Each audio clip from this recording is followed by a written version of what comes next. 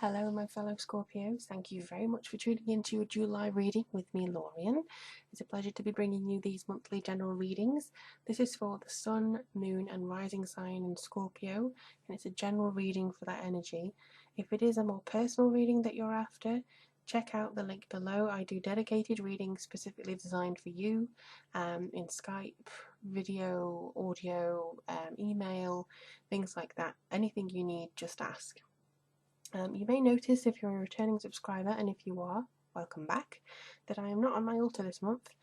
The reason being is that my laptop has decided not to record anything longer than 3 minutes, and yeah, even then I can't record more than one video at a time before it crashes on me. So I had to buy a new webcam. It's HD, although I hope it's not too blanched out sometimes, and I'm stuck at my PC. I'm very grounded on the PC in the bottom, but this is where I do my Skype readings anyway, so it is always cleansed, it's always, you know, creative, it's got everything, all my work around it. It's just the fact that it's not maybe aesthetically pleasing as my altar sometimes, but we'll make do. So yeah, with this month we are using the Druidcraft Oracle deck and also the Earth Magic Oracle deck. It's, for some reason, they are both very Earth-centric, so I feel as though there's something about grounding ourselves, you know, me being grounded at the PC, maybe the fact that you need to do that in July as well. But we will take a look and see what's coming through. Whoops. The only thing with these cloths is that they do shift and move, and they grab the cards, and you can't really maneuver them very well, but let's have a look. Also, do see if there's any symbolism that you recognise. For instance, if you've started to see butterflies or dragonflies around you or whatever recently, I won't know that. So if you see something that resonates with you in this, do try and take that on board. Is that the right one? See, this is what happens, okay? So I shuffle cards, and then my guides go, yeah, you could do that one, or you could do another shuffle and see what that one brings, because both are relevant. So I think I'm going to do the other shuffle. Okay, I need to do another one now. Oh, lordy. Right, I think that's what they... Okay, they're happy with that. Let me have a look. Oh, there we go. Oh, wow. Lovely. Oops. That's not so lovely, but okay.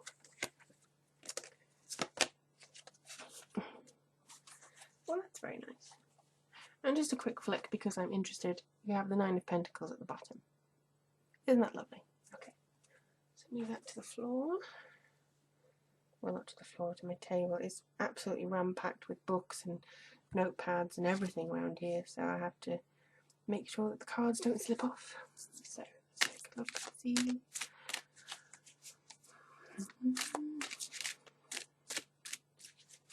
Oh, that's the one that wanted to come out. It just fell into my hand. Lovely. Okay, let me have a look. For some reason, when I was shuffling those cards, because I'm a Scorpio too, I felt very nervous. And I don't know whether that's just the energy of what Scorpios are feeling, but it does feel a bit nervous. I think it is a genuine concern about what the future is going to be bringing us. Clearly, by this, there is no real reason that we should be feeling this way. But there is kind of this fear, I think, of not succeeding. I think we have a lot of strength, yes, and people do say that we are very determined, we're very ambitious, but they don't know that we also feel all the emotions all the time. So we are still worried that we may not get anywhere. Even if you meet the most overconfident Scorpio ever, they are still a little bit insecure about whether they can actually do this or accomplish their tasks. So I feel that this is kind of a reassurance that you're going okay. There's nothing that you need to be worried about. If you are nervous about something that you've put into motion, please refrain from overanalyzing it, because that's another thing that we tend to do. Just kind of accept the moment at this point in time, because we have passion here. we really do have a lot of passion in whatever we've put in, our work into. We have a passion in everything we do. This is actually the key word on almost every single website I go to. This is a description of Scorpio. Words to describe Scorpio: passionate. We are labelled as the passionate ones because we're very intense and because we're very but the passion comes, I think, from more of an understanding that we're meant to do things, or we're meant to be here. Like people said, when I was younger, I think I've said this before, that whenever I walked into a room, it was like I was meant to be there and I was the royal person and I was walking around. But that's just a Scorpio energy. We know what we're meant to do, and I think we put a lot of passion into our projects and into our beliefs and into our systems and things like that, which can come across to other people as very intimidating.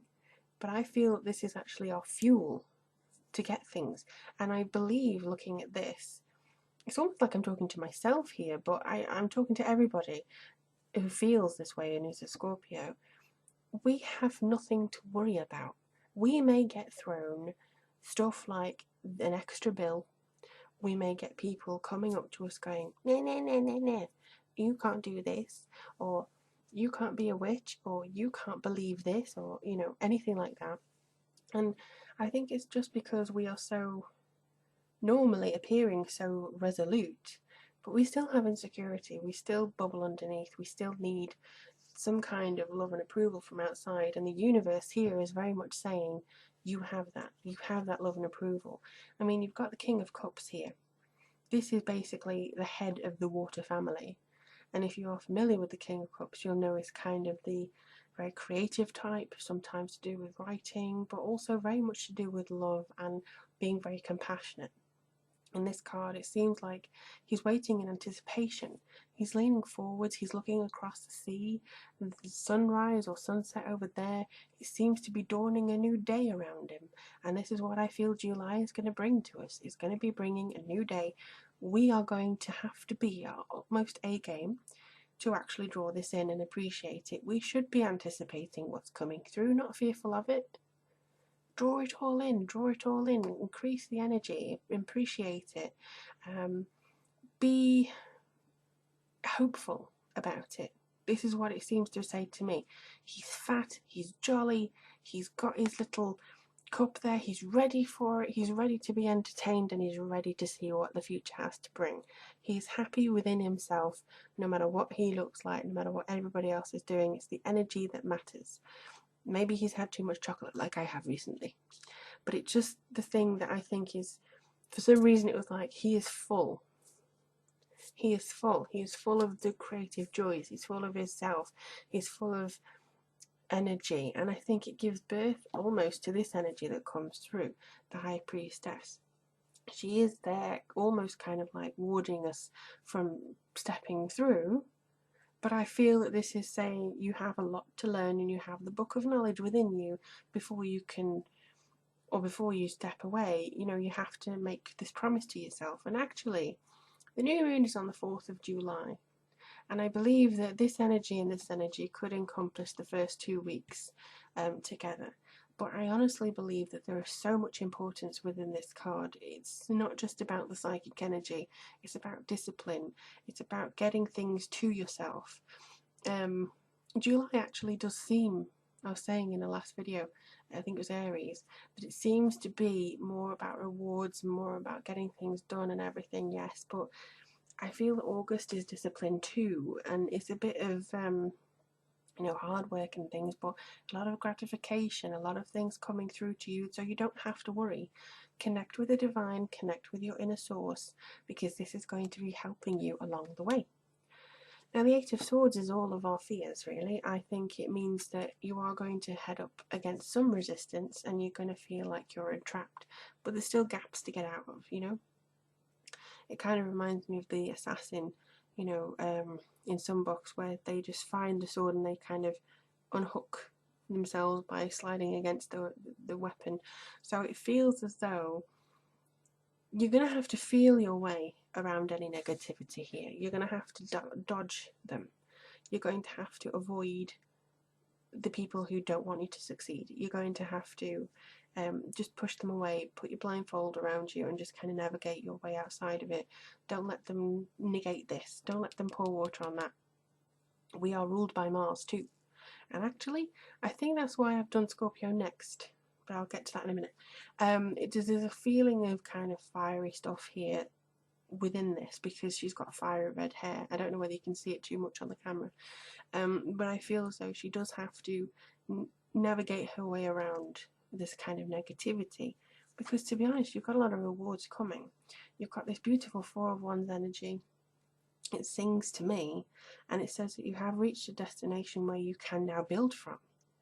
So whatever comes through in July, you will reach a foundation where you can build from. Now, as always, I say that you can apply this reading to anything. Work, family, friendships, relationships, career, projects. You will reach a foundation. You can then formulate the rest of the year on, potentially. You have to do some hard work in this week, I think, because just to keep the fire burning, you need to kind of regroup, go, okay, so I've done all this and this and this and this. Now I stoke the fire. Fire again, look. You know, maybe he's dancing around that and just kind of doing some kind of ritual to kind of burst life into whatever it is. But it seems to be bringing this fire back. You're still going, it's still there, it's not going anywhere. And I honestly believe that this is a really kind of a need. You almost needed this reading. At least I think I did as well. I mean, it's always throwing up some things. But my last reading was Aries, and I realise now that it's because Mars is the ruler of Aries, but Mars is also co-ruler of Scorpio. And I was supposed to do Capricorn next, but I went, no, do Scorpio. And I think it's because the Mars energy is coming up for us again. This is what we need. We are mystery, yes, with Pluto, but we are also very direct. We are the sign of war. Well, not really the sign of war, but I feel there's a lot of potential here for us to go into battle and win, basically. And for some reason, there's a big thing about sword play and, you know, knowing when to strike, knowing when not to do that. And I think it's about fueling our knowledge at this point in time. Also a little bit of Game of Thrones here, I don't know why. Kind of like the female energy of, I don't watch it, but I know there's a lot of female energy, female warriors in that. And I think that this is going to win out, basically. If you're a female Scorpio, I think that you are going to feel this a lot more, but you're going to win ultimately. And that's a really good thing to end on, I think. But if it is something that you want me to look at more personally for you, just get in touch with the link below again. Thank you for following me on Twitter and Facebook, and for everybody who I've spoken to so far. But yeah, in the meantime, let me know how July goes for you.